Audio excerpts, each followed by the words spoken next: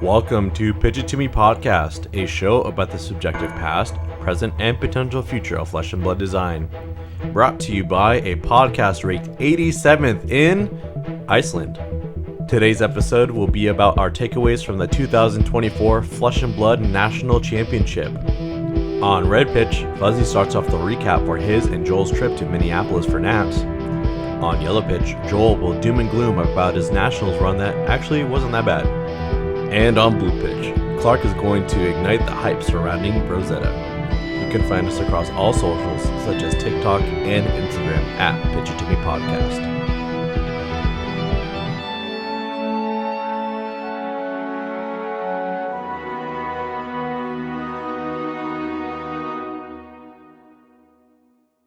I'm Clark. I'm Joe. And I'm Buzz. Welcome back, guys. Welcome back to SoCal. Let's go. How was the plane? Back in not humid weather. Let's go. Oh, was it really humid up there? Yeah. It was like beautiful the first day, Friday. Mm-hmm. It was hot and muggy the second day, and then and also raining. No, it was raining Saturday. It was raining the second day, and then it was like hot and muggy on Sunday. Yeah, that was miserable. My allergies were going fucking bananas. I didn't pack my allergy pills because I didn't know what climate to expect and got punished for it, for sure. Forgot to sideboard in your allergy Yeah, I pills. forgot to sideboard my allergy pills. And my lactate. I was just not prepared for the weekend at all. Bro, the 1-2 punch. Mm-hmm. I really liked Minneapolis since I don't have allergies. The Yeah. architecture over there, oh my god, it's so beautiful. It was there. a pretty city. Yeah, way better to look at than anything in LA. What do I? I did have that moment of coming back to Los Angeles and being on the freeway home and being like, it's just dark and gloomy and there's not a lot of stuff here. Yeah, I think the just like huge lack of pollution in Minneapolis was very refreshing. Yeah. Yeah. All right. So, obviously, in case you guys can't tell, today's episode is going to be all about the 2024 U.S. Nationals and how our two podcast hosts did on their way there. Yeah, we both had the privilege of competing in the Nationals event. Well, the earned privilege.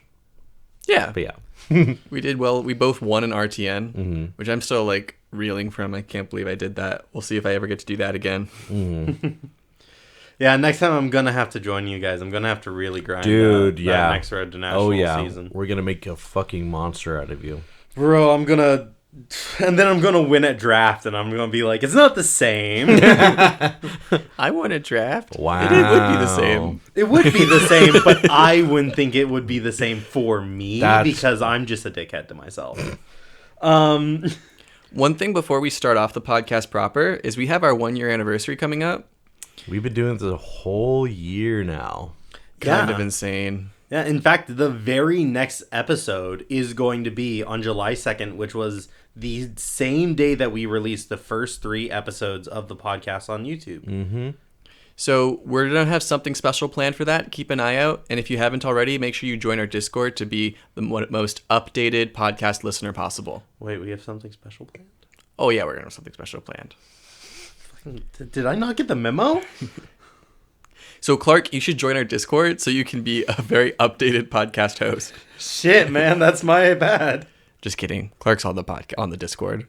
With all that being said, let's jump into Red Pitch. Fuzzy with Katsu. Yeah, this was my second year competing in nationals. Last year was in Vegas, so it was pretty close. And last year I made sure to keep it really chill. I had pretty low expectations because I was like, I'm going to participate in a free tournament. Hell yeah. I have no expectations. And I did okay. I qualified for day 2 and then did the draft and then dropped, which I was pretty happy with because then I got to do all the other side events and things. This year, I was like, it's not my first time. I had a little bit of an expectation on myself to do better because it ain't my first rodeo. You know what I'm saying? I know what you're saying. I've had time to grow as a Flesh and Blood player, so in theory, I should be able to, bring a little bit more of my A game. We were, coordinating with local players to set up some testing time. We had, a little informal testing team. and we were able to get a bunch of drafts in to really like focus on succeeding in the draft portion at least. Yeah, loosely the inaugural Pitch It To Me podcast testing team. Yes, very loosely, because I don't think we mentioned it much at all. That was just me in my head. I'm like, we have a testing team. Yeah, I don't think they know they're the official FITM team. But it's like showing that I had a little bit more prep time for this event. We didn't get a chance to practice Classic Constructed very much within the team, but I think all of us were really stressed about the draft format because there was only a 2-week difference between the set releasing and nationals. So that's what everyone's focus was on. You know, like every set, like the first couple of weeks of set, everyone's worrying about draft, and I think that's kind of where everyone's head was at. So when I actually got to nationals, the first day, it's 4 rounds of CC, then 3 rounds of draft. The second day is 3 rounds of draft and then 4 rounds of CC, just in case you weren't aware. Because we've been thinking about it a lot, but you, not as the listener, might not necessarily have that whole schedule like locked into your brain. And in order to qualify for day 2, you have to win at least 4 of your day 1 rounds of those 7 games. Oh, really? That's all? Yeah, you can go X3 and still qualify for day 2. It's pretty liberal, right? Like literally, mathematically, half of the players should do that. So they're cutting about half of the players from day 1 to day 2. You have to be in the top 50%. I scored 1-3 in my CC rounds, and like in that order. I won my first round. I was like, okay, here we go. Won my first round of the tournament, and then lost my next 3. And that kind of really bummed me out. Like, I'm going to be honest, guys.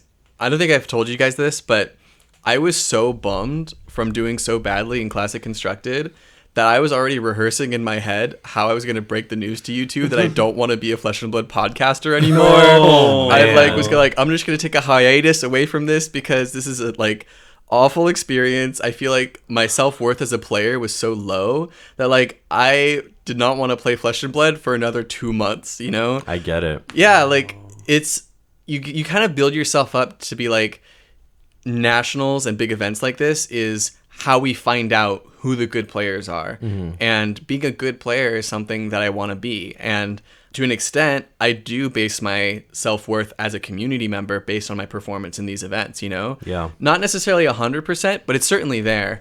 I had that sort of perspective challenged over the course of the weekend. Mm-hmm. I do want to note that, like, when you only go to a few large tournaments every year, it definitely feels do or die, I think. Yeah. Versus, like, if you're a very competitive player and you go to a bunch. Because here's the thing. Brody Spurlock is one of the best players, hands down, in the nation. Mm-hmm. Mm-hmm. He did not make the top 16 cut, right? Like he is a top 16 player in this nation. He did not make the top 16 cut. I remember, like, seeing him in tables next to me as we were playing. It was like, okay, Brody Spurlock is doing about as good as I am, like, in rounds, like, 5, 6, 7 of day 1. Like, it kind of goes to show how possible it is for not only anyone to do well, but anyone to do bad. It's a reason why you can't, like you're saying, Clark, it's hard to use your win rates as a metric for how good of a player you are. Yeah. That there's more to being a good player than simply winning games and winning tournaments. And it's one metric you can use. Like, you can certainly congratulate yourself if you win a tournament or if you do well in an event. I'm not trying to diminish that achievement, but I do think players need to recognize that losing an event does not make you a bad player. The converse is not true. Yes. And part of that is because I believe Nationals is a high variance format. I kind of said this some last year, but the fact that they work in both CC and draft really makes it harder to gauge which strategies are good. Because I think draft already has a little bit of a history of like being hard to predict and hard to translate your skill into very consistent wins, partially because the draft format can go a lot of different ways. You sit 8 people down with different drafting experiences, different drafting agendas, and you're going to have a lot of mixed results.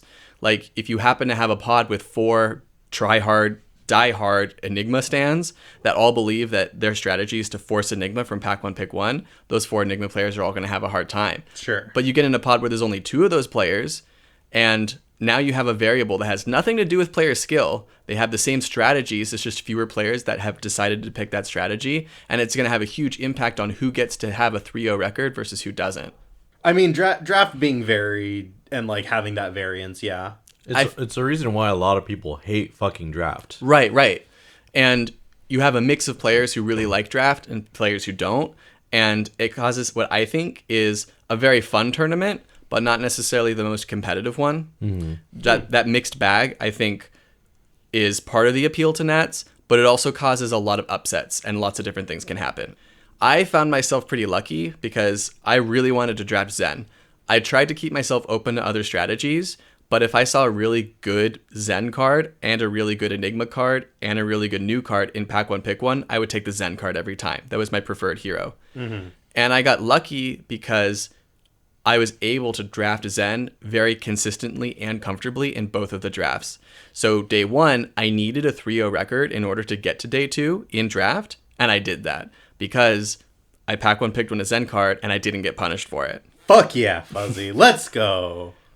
And part of it is knowing how to evaluate the cards. Like, the draft experience that I had going up to it certainly helped. But I did feel very grateful that the draft happened to go my way because there's a lot of worlds where it doesn't. Even other players were talking about how they sort of regretted their hero choices. They didn't feel like they drafted their seat very well, but they couldn't have really drafted Zen because if one more player had picked Zen, it would have been overdrafted. They wouldn't have had any Zen cards to grab. So I feel very lucky there. The other way that this mixed format plays with numbers that I want to highlight is like conversion rates into day 2 of the tournament. Like, you have me, who's a Katsu player. I'm one of 8 Katsu players that entered nationals at all. And there were 4 Katsus that converted to day 2. So you might be thinking, okay, a 50% conversion rate for Katsu isn't that bad. That's average. But my literal Katsu win rate on day 1 was negative. I won 1 CC game of Katsu, and I still got to day 2. That can kind of make the conversion rate a awkward metric to look at, and something to keep in mind, certainly, as people throw conversion rate statistics around, specifically at tournaments that also have other formats. Right. If you wanted to try to see which hero is the best in the meta, you should look at calling conversion rates, not Nats conversion rates, because you have to play a lot more games of CC in the calling, and you have to perform better more consistently there. Whereas in Nats, you're just playing 4 games, and you don't even have to win a majority of those games to convert. Mm-hmm. It's just a little bit of a conflict in narrative where Nationals is supposedly the most competitive format in the, nation. Well, I think it is competitive. It's just not the most competitive CC event because there's also draft. Right? I think it is the most competitive Flesh and Blood player event because you need to show yourself that you're a well-rounded player. You aren't just good at CC. You can play the other most important format in the game, draft. That's fair. Everybody's definitely trying their hardest, and you have to bring your best game if you want to win. And then the last thing about Nats is the way they stack the rounds. It's actually really forgiving of a format where you can lose 1 or 2 rounds and still literally have the best record in the format. That's something you don't see in a lot of Flesh and Blood events. In this year's Nats, the top player lost 2 games before top 8. He had a 12-2 record. Mm-hmm. And there was nobody with a better record than that. It's possible for someone to go undefeated, but it's not a requirement. Whereas in other events, it sort of is. They pair you with just enough rounds until you have exactly 1 undefeated, like as a rule. Which I think is, again, very interesting in a format that is as competitive as Nats is. Those are my thoughts on Nats and how competitive it is. One of my big takeaways for my experience playing Classic Constructed specifically, I found myself in lots of matchups that I did not know. And part of that is I did not get enough Classic Constructed testing in. Yeah. I remember thinking man, if I had just sat down and played these matchups out beforehand, I would be winning more games. These are matchups like Katsu versus Prism, where whatever Prism fad we went through in April didn't quite get to me because I literally only played 1 game versus Prism, and it was not officially for an event. It was a scrim. It was like a practice game between rounds in an armory. So I didn't have a lot of the nuance down, like how to play around Halo of Illumination, because that's a really good card against Katsu specifically. Mm-hmm. Or other matchups like Bolton. I've played against Bolton before, but the person I was playing against played Raiden against me, and I've never played a game of Classic Constructed against Raiden, because normally Bolton players will bring in Saber combo against Katsu specifically, because Saber's combo is really good against Katsu. Well, this guy wasn't expecting any Katsu at the event much because of how hyped Zen was, so he didn't even bring Saber's combo into his deck. And I want to highlight that when Fuzzy says he's never played against Raiden Bolton, he's literally never played against Raiden Bolton. He did not know any of the lines or anything like that. And like I can kind of understand the lines, but I was still making silly mistakes. Like I didn't spread out my blocks correctly. Like I spread them out and thus like leaked extra damage that I didn't have to leak. I also kind of got into my own head about how like I know that I should be winning more often against Raiden because it's not Saber's combo. Like it's more approachable for me for my hero. But without the practice behind it, it was kind of like a false sense of confidence, and I wasn't thinking about my plays properly. There was other matchups like Azalea, Kano, which I just like don't quite have the reps on. There aren't really any Kanos at the locals that we're able to go to, yeah. And part of it is the format itself. There's only so much Flesh and Blood that I have played, period. And I'm a pretty active player. Like playing CC, maybe an armory once every 2 weeks, sometimes on a good week, 2 or 3 times. I think about Flesh and Blood a lot. I have a podcast, but I'm still like have these holes in my play that can be refined, and without specifically a support network to rely on to buff out all of those rough spots, I found myself missing games and having a lot to learn, like walking away with this feeling of there's so much to know about this game that I was not going to succeed. That was kind of how I was feeling in the moment. It made me think about how there are testing teams, dedicated testing teams that are assumedly able to accomplish like this practice that's necessary to come to a format like Nats, where we have a larger hero pool than ever. There's so many matchups you need to know, and sometimes those matchups will do strange things against you, and to be prepared for that, it's just goes to show the amount of skill that you can get into this game, not just with practice and knowing the matchups, but also as far as improvising and being able to adapt to new situations. It reminded me that I still have a lot of growth to be doing.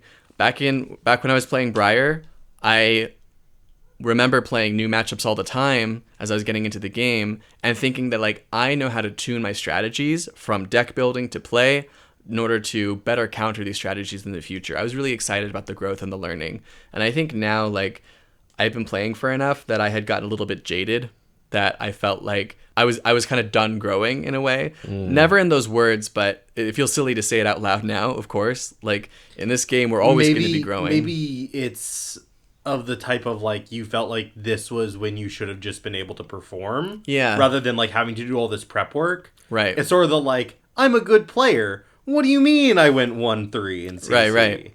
That like I kind of forget that being a good player means practicing and looking for ways to grow, you know? Like it's an active lifestyle where you need to go and find those weak spots and refine them.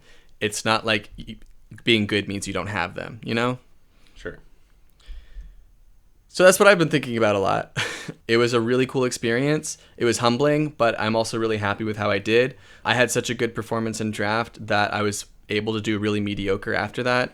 Like day 2, after having my 4-3 day 1, I did another 2-1 draft. I only missed 1 game of draft to this crazy other Zen deck, and then I did like 2-2 in the CC games after that.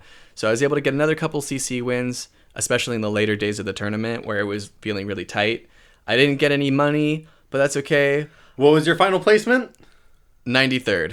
Let's go! Top 100! If my math is right, that's top 100. Let's go! Dude, top 100 players in the nation. Fuzzy fucking Delp. Yeah, out of the ones that played in Nats, yeah. I'll say top 100 in nation, as with air quotes. Yeah, because the others couldn't get there. So. Yeah. Again, overall, I'm pretty happy with how I did. Lots of things for me to think about, and my outlook on the game is refreshed. We could say that. I'm excited to be a Flesh and Blood podcaster. I'm not ready to quit anytime soon. And I'm also excited to play some other decks in the next couple months. I've been playing one hero for a long time, and I made that mistake last year too. I would talk about how tired I was of playing Briar, and I am getting a little bit tired of Katsu, which just means I need to play other decks more often. So I actually have this like stupid Levia deck I put together that I'm hoping one of you will play with me tonight. He's joining the cult. I really wish you consulted me so I could tell you not to do this. I already have all the cards. I literally haven't bought anything for it. And then in the side events, I've also played in like a commoner event. I love commoner. I love every time I get to play it. I played a little blitz event, and I did team sealed with my buddy Joel and our buddy Marcus. Shout out to Marcus. Shout out to Marcus. Marcus joining the Pit 'em A team. I had a really fun time playing, like, being able to fashion a game plan together based off of our sealed pool. Like, entire box sealed is really expensive, and so you can't really play it more often than once a year, but I really enjoyed the deck building challenge. I went 2-2 in every side event that we did. Not only, like, did our team, I think, our team went 1-3. Mm-hmm. Like, I personally went, I think, 2-2 in our sealed games. So I had a very middling run, but I was really enjoying just vibing out and playing side events. I had a really good time. And also, I really love Minneapolis. I would visit Minneapolis again just for fun. I thought, like, the weather was great. I thought the culture was great. I would go when it's cold. I hear that state is pretty fucking cool. Yeah, there's, like, an active gay scene there, too, which is cool. Yeah, Fuzzy was, like, psyopsing me to go to this gay club with him like, the whole weekend. And I wanted to go, but my flight was so fucking early on Monday morning that I just could not. You had to get back for work. Yeah. So that was my Nats experience. Thanks for letting me talk on my soapbox. My other hosts were kind of just staring at me while I talked all about it my, was like... so, like, emotionally introspective. I didn't want to be... I mean, I did cut in a couple times, but I didn't want to, like, cut in too much. Well, also, I wanted to keep my like, stuff I wanted to say for my pitch, you know? So let's hear it. Joel, let's hear about your yellow pitch. How was your Nats experience? Alrighty. My Nats experience sucked. It was Oh, no. It was net bullshit. So I had a really strong day one. I think the best that I've ever done at like tier 2 and larger. I was we were so hyped for you. Yeah, I was 4-0 in CC as I was playing Zen, and I went 2-1 in draft, which is already better than I've ever done ever. Because last year at Nats I went like 2-4 total in the draft portion. It was just like an abysmal performance. Anyway, so had a really strong day one, and then day two, I made like back-to-back game losing misplays in the draft portion. So I started off like 1-2. So it's X3 at this point, but I still have a shot at some X3s made it into top 8. Yeah, and I definitely had a shot. I even at top 8, but bare minimum like top 16 if I win out. But unfortunately, after my bad draft, I won another game against Azalea. I beat both Azaleas that I faced. Dude, that's a hard matchup. Yeah, it was. I think I played my ass off legitimately, but the next 3 games I just could not. It was, I think, a mix of variance, which I knew going into the tournament that I would be leaning into variance, not only to win me games, but knowing that it could lose me games, and it just didn't pan out. And I think there's a lot of ways that I could have like hedged against it, not only in deck building, but in play as well. But overall, I think I just kind of got ranched. It just wasn't my time, but I spent a good majority of the weekend sulking by myself and kind of reevaluated how I felt about it after I saw like some really big pro players that I expected to see in top 8, top 16 that just didn't get there. So okay, maybe I can give myself a little bit more grace. Mm-hmm. And I think a lot of it was due to like I was just so exhausted on Saturday. Like I was super groggy and just not like really at the top of my game. So I think I just need to like... And Saturday was day 2. Saturday was day 2, yeah. So I think I just really need to take care of my body a little bit more. This is going to sound braggy and cocky, but I promise it's not. Like I'm very much like a grinder. Like I'll stay up till 3-4 a.m. testing or like just thinking about plays and whatever. Like I'll do whatever it takes to get in the reps that I need to win. But I think that's also like a reason why I do poorly at these events, because I don't get enough sleep and I don't leave enough time to prepare for things. So there's just a few things that I just need to like just do better in general outside of the gameplay. But yeah, that's pretty much it with Nats. I mean, I played Zen. I chose the best deck in the format inadvertently and just full sent it. I didn't want to experiment. I just wanted to just give myself the best chance because I didn't have very much time to test, especially starting a new job. And, in order to kind of get over how bad my Nats run was, we ended up doing the team sealed on Sunday, which went poorly as well. But with the team sealed, what really pissed me off was like I lost to the same thing twice. I lost to, you guys might know what it's called. It's the Aqua like +1 arms. I don't know what it's called. Waves of Aquamarine. Yeah, Waves of Aquamarine. Because I had the Zen chess piece, so I kept going to 1. The first time I had homage to ancestors, and so this guy played like a crouching tiger, and I was like, okay, I'll play homage and go to 2 instead of blocking with my chest piece. And then he fucking uses the arms, and I lose, and subsequently lose the match for my team. And then the second time, I lost by using my chest piece against a 3 attack. I was at 1, and then he used it and fucking killed me and lost my team the match again. So it was very much less to do with Marcus doing bad and more to do with like I just legitimately got trolled 2 rounds in a row. Just punted. You were one of the most handsome Zen players in the whole event. That's because true. We did pull a Marvel Young Zen. What the fuck? Yeah. How did I not hear about this? It's like $50. No one cares. I care. So Joel got to rock that for the whole event, which was kind of cool. Yep. And then I convinced them to let me like give them my share of the prize ticket so I could take home the Marvel. Yeah. That way, like my boyfriend John can use it because I know he would like the young art better than the adult art. The young art is really cool. Yeah. I kind of want to chime in here and comment on something you said a little bit earlier, Joel, about the like resting. So I follow competitive esports, both Melee, League of Legends, and a little bit of Valorant. And I always kind of hear the same people always be like, well, they're not real athletes. I feel like TCG players maybe also get that of like, we're not real athletes because we're just sitting there. But like Definitely. mental acuity and mental rest, like you end up having very similar philosophies, a mindset, and even daily practices as athletes. Yeah. You're just performing more mentally than you are physically.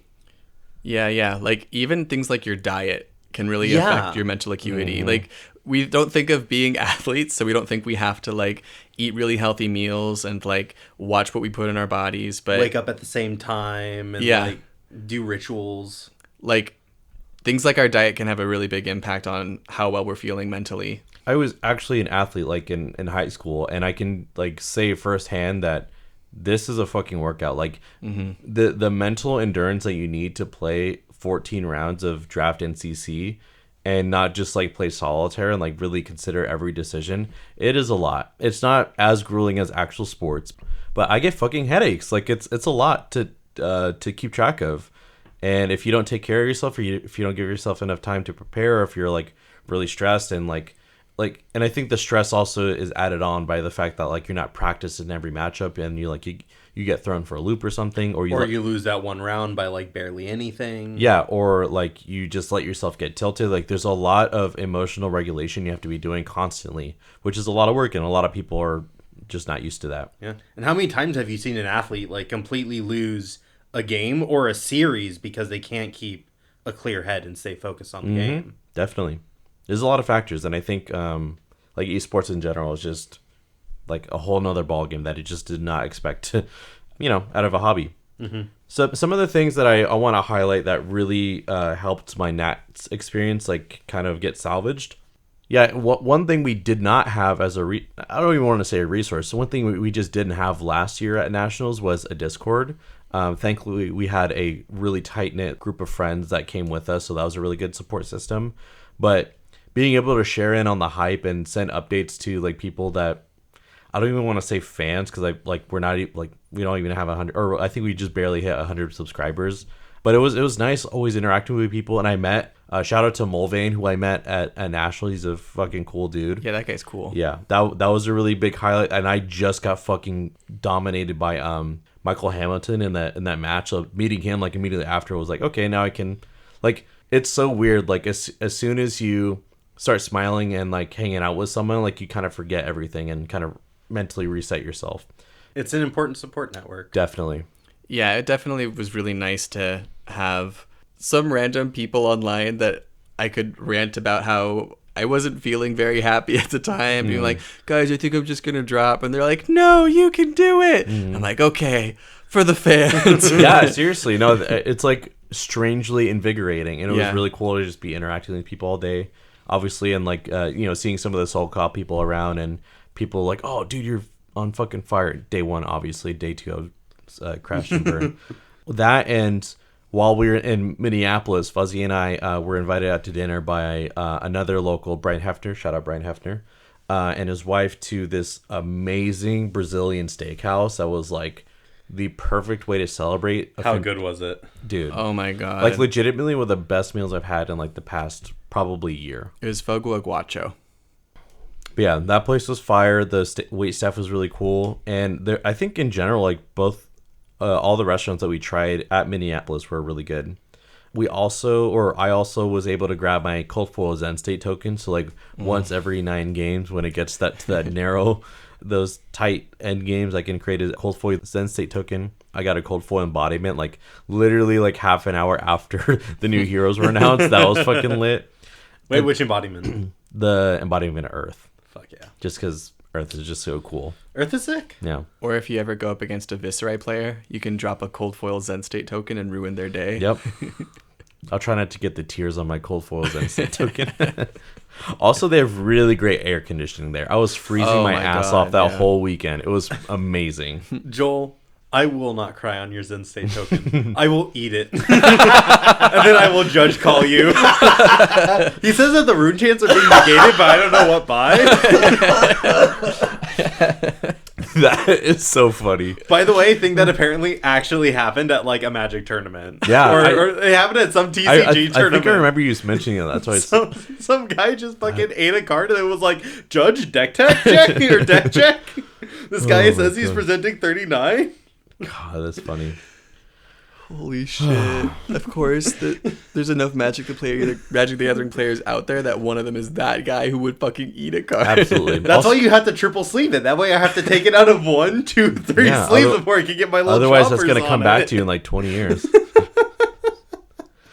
But yeah, all in all, my Nats run was pretty shitty. I was really disappointed in myself for not... Because I ended up 77th, which is like exactly 7 spots higher than last year. Let's fucking go! But I technically did worse than last year. So last year I went 9-5. This year I went 8-6. And somehow ended up higher. You're higher. I think you ending up higher is still definitely a feather to stick in your cap. There were fewer people in Nats this year than last year. By like, I think at least 20, 30. Mm-hmm. Maybe like even 50. I also know I'd be saying the same things if I was in your shoes, Joel. But like, everyone always tells me, don't be so hard on yourself. I do think I'd rather have your record than mine. I was just so close, man. Yeah. I like literally my second CC game, I was up against Michael Hamilton in day 2, and I was like, this is a favored matchup of mine. It's still the champ, so I got to play tight. And my deck just fucking shit on itself. Like, we were both having really bricky turns, but like as soon as I get off to the races, I can just kill him. And he just had some really insane turns. He played really tight. He had some really calculated, like, big turns, which is something I would come to expect from the champ. I just could not combat it in any way. And if I had, I would have probably had some really sick stories for you guys, or even been on stream for a game or two. Would have loved to see that, honestly. Yeah. But next year, I hope to be in a meta and on a hero that I spent more than 2 weeks on. Like, I think I had in total maybe like 3 or 4 games on Zen and CC on paper. Yeah, you really had to scramble to get your Zen deck together. Yeah, so that's another thing. Like, I didn't have the resources to do as well as I wanted to, so hopefully I can get on a team or something, or just be more diligent about practicing.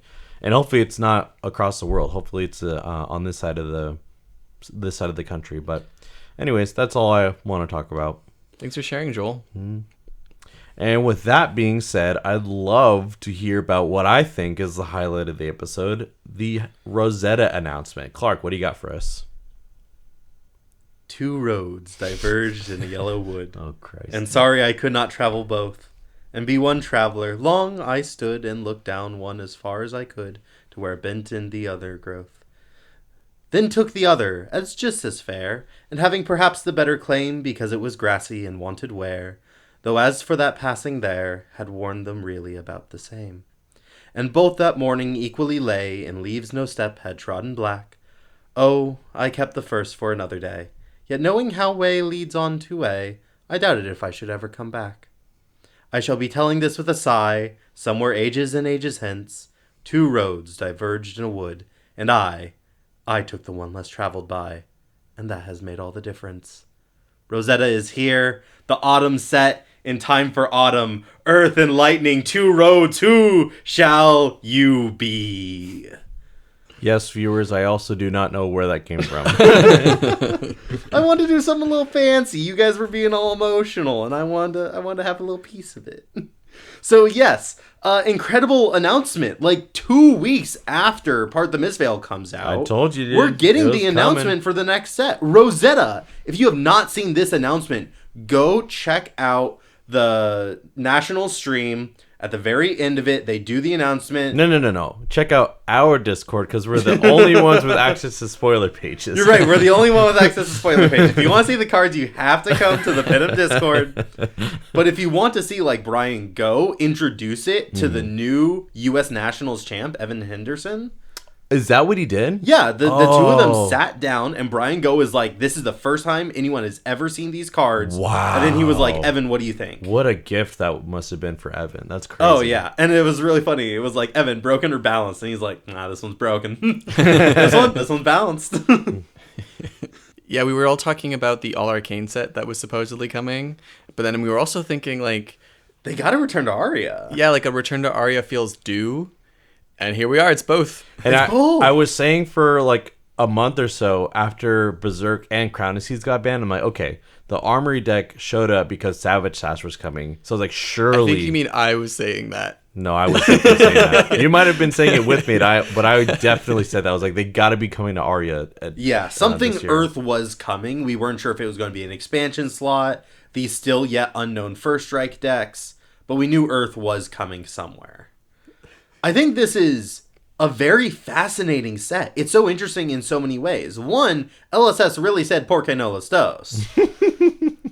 Why But- not both? I did not think I would be this excited about the All Arcane set. I'm not going to lie. Yeah, I think they did an incredible job because this really was kind of a doom and gloom set for a lot of people in the community. 100%. I think just because, like, the only examples of, like, Runeblades that were doing well were, like, Chain full power, Briar full power, and Viscerai when he had Scaletta. All of those are, like, super toxic representations of arcane damage.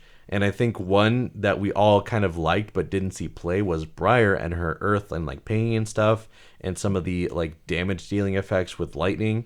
And the fact that they're bringing it back for round 2 and letting them, like, iterate on it is going to be fucking fun to Yeah. watch. Talk about like PR nightmares. You also have like Wizard, which is Yeah, like Kano. dude. Yeah, the Oh, whole yeah, like this exactly. hero doesn't play by the rules at all, and like everyone's being so upset at like, oh my god, they just play like weird fab, and then all of a sudden I'm at like 20 life, but I'm swinging for lethal, and then they just win the game. Guilty. Yeah. No, I mean, like, I think it is fair. I think it is fair to say those criticisms of the classes, but these are also classes that I don't really think Runeblade, we saw Shadow Runeblade tackled with Vincent into a much more fair design that still represented, I think, what a lot of people enjoy about Runeblade. Breaking the math of the game, right? Rune chance discounting thing. Like, I think it did fall in line, and it was fair and balanced. But we haven't seen them tackle Wizard since Kano. Right. And, Well, Icelander. Icelander. But Icelander was also sort of broken. Yeah. I think she was, like, one of the last few heroes where they're, like, messing around with And this how- is Fab 2.0, baby. Yep. This is balanced Fab time. This is, like, the most balanced Fab has ever been, the most open metas we've ever seen. Even with, like, best deck in the format being Zen, like, I think we're still seeing a very wide range of decks perform well. Definitely. We're going to have to see how that develops over 2 months. But this is the most balanced time in Flesh and Blood. It's going to be really interesting to see how they tackle Wizard in this. Yeah, we've said on the podcast for a while now that the meta takes a while to develop the control and mid-range decks to deal with the aggro decks that push the boundaries of what damage can look like. So as that kind of like shapes around Zen, we're also going to be getting brand new ways of dealing with the illusionists with more arcane damage, and that's going to interact with Zen in some way, hopefully. So it's going to be a lot of interesting developments. Yeah. So for this set, they've essentially taken the Briar hero and split her in half in a horrible, horrific act of violence. So we're going to have... My girl. We have 2 solo Earth heroes, 2 solo Lightning heroes, an Earth Runeblade, a Lightning Runeblade, an Earth Wizard, a Lightning Wizard. At time of recording, which is June 18th, We do not know the text on the wizard cards, but we do know the text on the Runeblade cards. I believe after PT Amsterdam, they're going to be announcing what the wizard texts are. And I'm pretty sure they're going to slow leak some of the powerful cards and cards that will give us a good idea of what the set is going to look like. I can't wait. Over the next 2 months. Although they have stated that this spoiler season, different from any other one in the past, we won't see a lot of the powerful Majestics or higher rarity cards, legendaries, I'm assuming, until the world premiere in Florida in September. Yeah. And also, interestingly, this is a very short spoiler season. It starts August 27th and ends September 1st. It's only a 4-day That's gonna be a spoiler season. Fat burst of spoilers for sure. Yeah, so probably 1 day dealing with, like, Earth, Runeblade, Lightning, Runeblade, right? So, like, 4 heroes, 4 days of reveals. They did something similar with Part the Mistveil. I expect to see something similar here. The set just looks fascinating. The fact that they've decided not to technically reprint Briar. Briar has not been reprinted. We do not have a hero that can play Earth and Lightning cards, which does mean Pulse of Candlehold is an unplayable card for the foreseeable future unless they print some weird Starvo fucking abomination. Like a legendary hero, kind of like Enigma New Moon. Yeah, like Briar Queen of Candlehold. Like, unless they do that, we are not going to see another hero with Earth and Lightning. Imagine like an Earth, Lightning, Wizard, Runeblade. Like, yeah. Whack. But unless they do that, which I think they are a little concerned about, Briar's essentially not reprinted. They split her in half and they're keeping the 2 aspects of the design very siloed. Do we like that? And do we think they should do something similar for Oldhim and Lexi? Yeah, I think one thing that I was really excited about with Elemental coming back in the near future was how they're going to change up the design, because obviously 1 talent can be a lot for a hero to have, so like 2 is especially should be off the table for the foreseeable future. So the fact that we get 2 brand new heroes with just 1 is a really good opportunity for LSS to see how well they're going to do with their mono lightning and mono earth, and if those 2 can ever be combined together again to make another Briar in the future. Because I think eventually, like, you know, some of the other heroes that haven't been reprinted yet, like Chain and Briar, maybe we see them in the future in another iteration, and so this is probably good data for them. I also think it's interesting that this might give a revamp to Briar in Living Legend format. Yes. Oh, great point. Yeah. Maybe Or even common. Blitz. Well, the thing about Blitz is that Briar actually has 418 Living Legend points Never right mind. now. She's fucking gone. We're about to hit a skirmish season. Ooh, and yeah. it's the skirmish season where each one is worth 5 points because they've redistributed the Living Legend points so that these skirmishes, RTNs, ProQuests all give more of a point share than they used to. So I think we can... I mean, we've been on this road with Briar before, but I feel like I can practically promise that she will be Living Legended in Briar this next sitting skirmish at season. 497. So I don't think she'll be legal in Blitz for Too much longer. any of the Rosetta season, but she will be in Commoner. Maybe Briar Commoner gets really We're good. so back. I think that could be really interesting. Certainly very, very interesting. So this set is also called Rosetta, right? Which I think is also a great first choice because while I think we did see some emphasis on the elements in Lexi builds over the years and some focus on the elements. I mean, especially for Oldhim. I think Oldhim was very rooted in his elements. Yeah, for the most part. Fairly as right. Crown of Seeds was a big deal. Winter's Wail, making sure that you had the elemental reacts. Oh yeah, pre-nerfs, absolutely. Yeah, it was big for Oldhim. I think we saw for a long time they did play with their elements. Briar kind of had Ball Lightning, and then when Ball Lightning went away, they went, CMH and 3-0-4-4s with Go-Agains. Pretty good. So, Rosetta was a great first choice for the return to Arya, especially if they weren't going to bring in all 3 elements. They were just going to focus on one of the little triangle slices that we got in Tales of Arya. I think Rosetta was the perfect one to focus on, because it was the one with the 2 elements that I think were the most underdeveloped and the least appreciated by the community. So now I have to wonder, if we have a Rosetta set, are we also going to get an Isenloft set? a Volthaven set? Are we expecting to see 2 more sets that deal with their own individual little triangular slices? I don't think so. And here's why. One, I think Ice has ways to express itself in ways other than Aria, namely Volcor, where the last time we were at Volcor, we saw an Ice hero. Sure. Do you know how she got there? Aria! Yeah, she was just essentially like, it's the little fucking guy from the Mario Karts in the little cloud. He just sort of went over to Aria and he went whoop with his little fishing pole and he picked up Icelander and then he went over to Volcor and he went doop and he just dropped her off. Yeah, I guess Lakitu travel is the way to explain Icelander's presence in Volcor. But I just think there are other ways that we could have Ice express itself, and Earth and Lightning are a little bit more isolated to Rosetta. I'm not ruling out the possibility of like an Ice and Loft themed set. Maybe Volcor is invading Ice and Loft, and so they do Ice and Draconic again. Maybe they'll do something other than Ice and Draconic paired together, but I think the ball's kind of in the court for Draconic to get another like release, and having Icelander be there entangled in the story of Volcor, basically uprising to same classes and talents, or at least the same talents, might be the way that they express that. I don't think they have to go to Isenloft and Volthaven, and I think a little bit more evidence for that would be the fact that like Aurora, the Lightning Rune Blade, does seem to be given like Volthaven vibes. I don't know that Aurora is from Rosetta specifically. I think she's from Volthaven, and I think Candlehold. Candlehold is the location. Okay. It's not the Rosetta? It's not Rosetta. What's the Rosetta?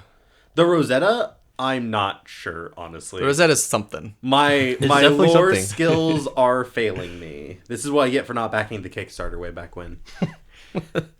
So I don't think Aurora is from Candlehold. I think she is from Volthaven. So that provides a little bit less of a need to have a specific set that it takes place in that area, because like we are seeing a little bit of it in this set. I think like this is generally Return to Aria, just with a focus on the Candlehold. Fair. Cool. Yeah. My go? Yeah. I fucking hope so. We need Ice so bad. KO's out of control. Zen's out of control. I think Enigma and Prism are out of control. Like, we really need Ice. So, Icehaven, Voltenloft. I don't give a fuck, dude. Bring Ice back in some shape or form, because we just need a decent control deck in the meta again. Yeah, Enigma kind of is it at the moment, and I think she does perform the function well meta-wise, but certainly we're missing that like very classic control archetype, and it is very apparent. I wonder if the Earth Wizard could lean into it a little bit with Embodiment of Earths, and like they have all non-attack actions, Wizard non-attack actions are almost all block 3s. Oh, yeah. So like make 3 Embodiment of Earths and like just be able to stop all the damage. I agree. Like, there's options, but I don't really like the meta where it's just damage and damage prevention. It's still not classic control. I think what really needs to happen is some form of taxation, because it also taxes the other control decks. Because if Prism and Enigma eventually get to a point, like maybe post bans with like Zen or something, where like you just can't deal damage to them, I think that gets to a really toxic place, which just leads us to the same question is like, when are we getting Ice so that we can deal with this specifically? Yeah. The next big thing I want to talk about in the set announcement, and this only came through Brian Go. Maybe he was just sitting there and he was getting a little too excited. Maybe he was trying to drum up a little bit too much hype, and maybe he just let it slid out. But Florian, the new Earth Runeblade hero, is going to have 2 different card texts. The adult version may have, it's strongly implied by Brian Go, to have a different card text. That's so strange to me. It is, but I may not hate it. So I think for a long time, people have been complaining about Blitz being too fast to format because of life totals, but I think it could also be what's printed on the hero card. Like, I think certain designs just kind of pop off a little bit too early, and in CC, or like certain heroes just can't do well because they need time to get prepared to work into their game plan. And so like in Blitz, being able to adjust that number down so that they can be a little bit more competitive in Blitz, I don't hate that. But that's primarily if it's like only changing a threshold number, which for Florian it could be. Florian's hero text for the young version states, if there are 4 or more Earth cards in your banished zone, Florian gets, if you would create 1 or more Aura tokens, instead create that many +1 of each of those tokens. It's very much like a Mordred Tide active for, even though that's only for Rune Chance, it very much works in a very similar way. It's a replacement effect that adds +1. Wait, it's not for Embodiment of Earth? It would be. It would also count for Embodiment of Earth, but like if you're looking for, hey, what card has done this in the past? Oh, sure. Mordred Tide says a very similar thing, but Mordred Tide is isolated to only Rune Chance. I think it makes a lot of sense that in CC, you would want the threshold to be higher. Or you can look at it conversely, right? You would want the threshold in Blitz to be lower than the threshold in CC because it's a shorter game. And it's like, hey, man, it's not fair that I have to get 8 or however many Earth cards in my Banish Zone before I can get my effect. I've only got 20 life. How am I supposed to live long enough to see that happen? Yeah. I also kind of think about, like, if we saw the Copper generation that old Blitz Kasai had in her new CC version, like, that hero would be insane. Like, Blood on Her Hands turns way too early into a CC game. And, like, multiple throughout the game. Like, massive, fully active, big comboing turns. Like, just insane. But it could just be a completely different hero text, right? Like, we're saying the very reasonable option, right? Like, they're going to have the exact same play style. Same cards are going to be good. But, like, the threshold's going to be different because we expect the game to be longer. But maybe it's just a completely different hero ability. Like, a completely different hero between young and adult. How do we feel about that? Do we think that might be, like, good for the Blitz format in helping distinguish it? Or do we think that it might be detrimental to the player base because we expect so many players to come into Blitz and then move their way up to CC if they can't reasonably scale their hero because they picked one that has a different card text as an adult? That's not good for the game. Yeah, I don't really see it being that detrimental if that's what LSS wants to do. I don't feel like players are going to be disenfranchised because the hero text changes from Blitz to CC or vice versa. Yeah, I personally have had some mixed feelings over the course of LSS's, like, you know, past, like, few years of how they interact with, like, the young version of heroes and how they transform into old heroes and why some heroes only get Blitz versions and only get, like, CC versions. So overall, I think I'm glad that they're iterating on it. I was first excited because, like, oh, wow, we get to find out that this is the Blitz hero that because they don't have a title, it's going to for sure be the CC hero as well. And that the fact that they're changing it means that, you know, Florian obviously is going to be different, but what is that? Is that going to be applied for all of the heroes, or are some of them going to stay Blitz and then we'll have, like, brand new, like, talented heroes in the main set? I don't know. I think there's a lot of conjecture you can make because of what we don't know. And so for that, I'm happy. Yeah. Other things that may have slipped under the announcement, there's like 24 Marvels in this set. Yeah, which is crazy. Like, even if you consider like 8 hero cards are going to get Marvels, like, that's still fucking how many? 16 other Marvels? How many were there in Mistveil? Like 15, right? Yeah. What? So, like, the amount of Marvels here is absurd. That's crazy, actually. Absurd, the amount of Marvels in this set. I think that's going to be weird to see. Like, what are they giving the Marvel treatment? I don't know if anything else in the announcement I really want to point out. I do want to note, this is not us talking about Rosetta. God, we're going to talk so much about Rosetta. We're going to be doing our pitch and predictions episode where we're really going to be diving into, like, the mechanics and how do we think these heroes are going to play and what they're going to be printing. I know that was a very long pitch. Sorry, everybody. Thank you for sticking with us. Hopefully you're just as excited about Rosetta as we are. But we're going to go ahead and move into our Arsenal Zone. Viewers, our Arsenal Zone is the part of the podcast where we all shout out a card that we've been thinking about lately, be it good, bad, or whatever reason. And I think I'll start. Mine's going to be really fast. I had a really fun time playing Team Sealed. Team events are my favorite, especially limited ones. I played this really janky Enigma deck. It did okay. I played a lot of Enigma mirrors, and that was kind of fun. Joel's going to really hate me for this because we haven't really debriefed our decks at all. But I played 4 copies of Blue Wash Away. No! Christ.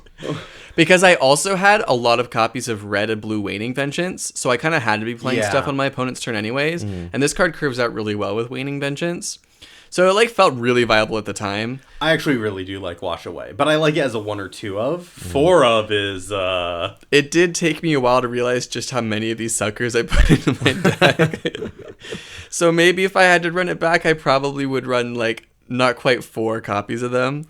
And so that's what I'd like to sign here. And I have a copy for each of you that I'm going to sign and sleeve as my present to you, my fellow podcast hosts. Slay. 1 for you and 1 for you. Thank you, Fuzzy. Clark, do you want to go next? Sure. For my card, I would like to talk about a card that I thought we were going to talk about during the episode, but it didn't come up.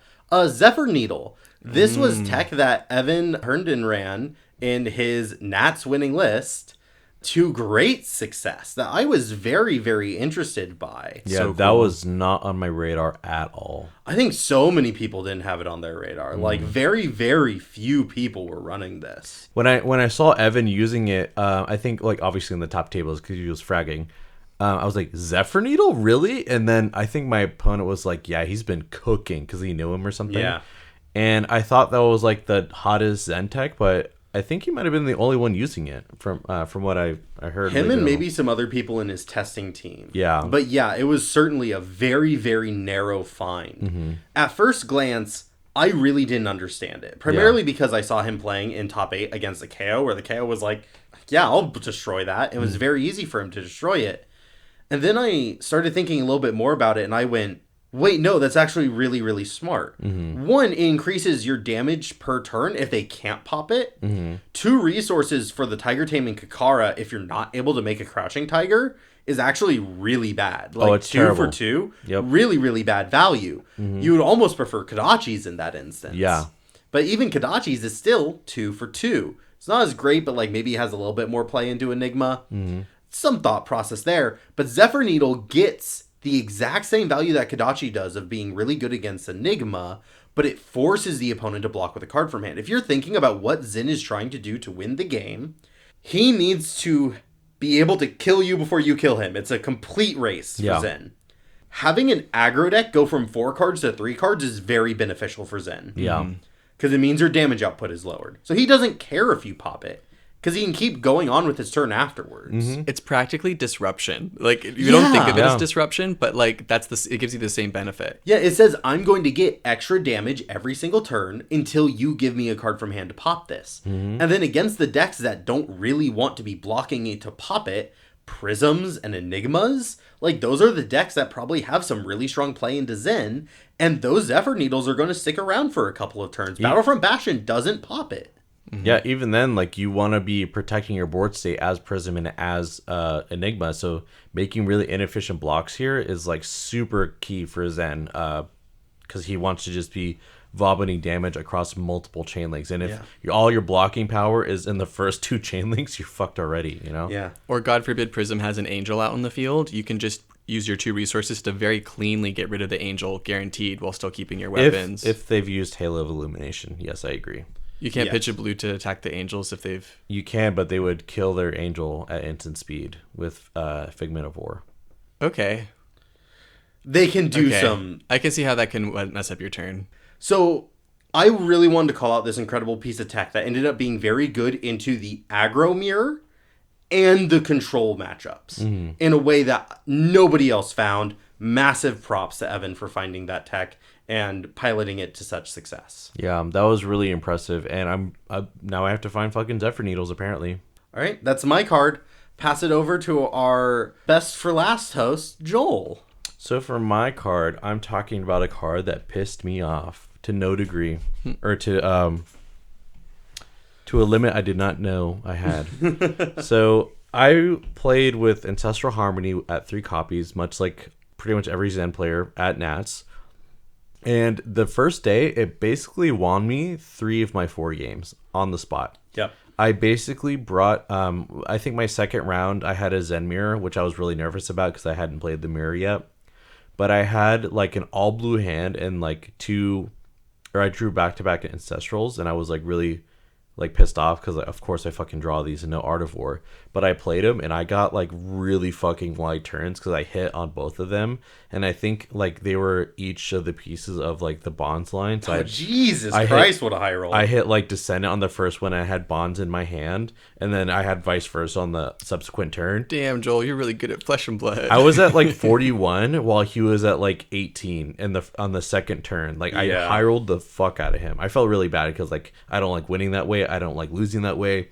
Just felt bad. Mm-hmm. And then on the second day, so when I was playing Michael Hamilton, I played Art of like the one turn I had to get some tempo back. I played Art of War and Ancestral Harmony, but I played Art of War first and drew 2 non-go again combo cards, and then I played Ancestral and banished a Chi on the top. So I literally sent in front of the former world champion 7 damage on my fucking Art of War turn. I was like, you gotta be kidding me. And then, what made me so mad is like if I Sukinst it just the other way, I win the game on the spot. I feel. Yeah. 100%. Based on what you I end drew. up drawing the Transcend, you go get like the start of your Bonds line, and then you just annihilate. I just fucking kill him. Not any disrespect to Michael, obviously, but it's just like that high roll you don't come back from. The very next game against a victor, against one of the members of Metal Fab Tokens, I did the exact same thing. I went Art of War on a turn that I really needed to kill him into Ancestral, and I got 2 non-go again combo cards and banished a motherfucking Chi on top. I was like, the same play line. It was just so aggravating. But I was like, I felt like I couldn't be mad because I'm playing into a very variant aggro game plan, and it won me like 2 to 3 games the previous day. So I'm just like, I'm really at a loss for words as to how to feel about this card. I know it's probably still okay to keep on my deck, but I mean, it's a +1 anthem for when you do your triple Bonds turn. Yeah, it's just an annoying card I'm forced to play. Anyways, that's my card. Yeah. All right. I think that is the end of our episode. Thank you, everybody, for tuning in. Boys, thank you for coming to Fuzzy's Garage and podcasting with me. My pleasure. Thanks, Fucking hot Clark, in here. for inviting me to Fuzzy's Garage. You're welcome, Fuzzy. Until next time, guys. Bye. So long. Bye.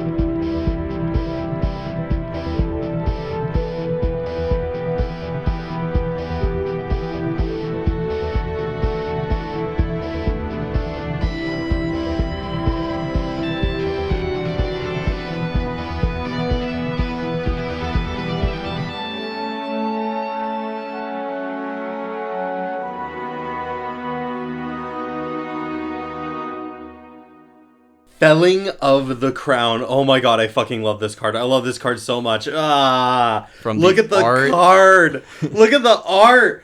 Oh, look at the flavor text. Oh, that's why you like it so much, because that's flavor text. It's a fucking 3-for-8 3-block with an interesting flavorful effect that lets me put shit into different zones, and I have to manage my graveyard and banish zone. Are you fucking kidding me? This card is made for me. You're so Leviathan coded. It's crazy. Bro, I fucking love this card. Holy shit. Do you think the amount of like little diamonds there in that little motif, do you think that matters? What do you think the crown means? Do you think that means there's going to be a royal hero or like a new crown that makes somebody royal? Yo, like, crown a of royal Candlehold? hero would be fucking gas. Well, the flavor of the set is that the queen of the Candlehold is dying, right? Yeah, she's dying, and so she needs to be decomposed. It's so fucking metal. It's so fucking metal. Jesus fucking Christ. Hold on, last episode I said something that confidently and I was very fucking wrong, so I'm gonna double check it now. It was Foguaguacho. No, it was definitely not that. Who was that? Foguaguacho. Oh no. Are daddy and father fighting? Oh, maybe it was because you kept saying Fogo de Chao, and I assumed that's That's what not you it. said. I know, but you said it in the past, so I was like, no, it's not that. I got it wrong in the past. This is the present, baby.